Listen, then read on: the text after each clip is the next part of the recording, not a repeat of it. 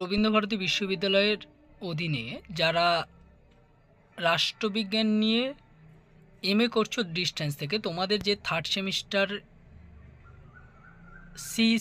CEC 3.2 পেপারটা রয়েছে, অর্থাৎ হিউম্যান রাইটস ইন ইন্ডিয়া, এই পেপারের যে 15 নম্বরে যে প্রশ্নগুলো এবছর আসতে পারে সেই প্রশ্নগুলো নিয়ে আজকের আলোচনা করব। তবে তার আগে বলে রাখি, যারা আমার চ্যানেলে নতুন, আমার চ্যানেলের চেয়ে বাকি পেপারগুলোর চেয়ে সাজেশান দেওয়া হয়ে গেছে, যারা এখনও দেখোনি তারা দেখে নাও। তো দেখো, তোমাদের জন্য যে প্রশ্নগুলো আমি রেখেছি সেই প্রশ্নগুলো কি কি রয়েছে একটু দেখে নাও।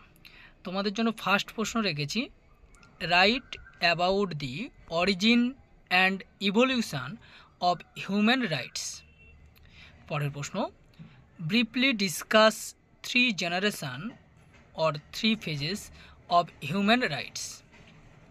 পরের প্রশ্ন, analyse the constitutional provision in India in regard to human rights. পরের প্রশ্ন, discuss the impact of the universal declaration of human rights on Indian constitution. পরের প্রশ্ন, briefly enumerate the background which led to the birth of the Protection of Human Rights Act 1993 বা 1993। পরের প্রশ্ন, what do you mean by LGBT? Discuss how LGBT group face obstacle in enjoying human rights in India. পরের প্রশ্ন, discuss how casteism has created obstacles to the enjoyment of human rights in India. পরের প্রশ্ন, what do you understand by human rights? What are the main international sources of human rights?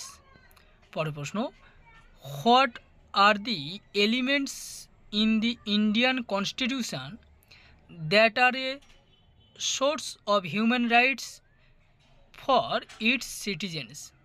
পরের প্রশ্ন, universal declaration of human rights 1948। পরের প্রশ্ন, discuss the composition and function of West Bengal human rights commission, বা এটা ঘুরিয়ে দিতে পারে, বলতে পারে স্টেট হিউম্যান রাইটস কমিশন।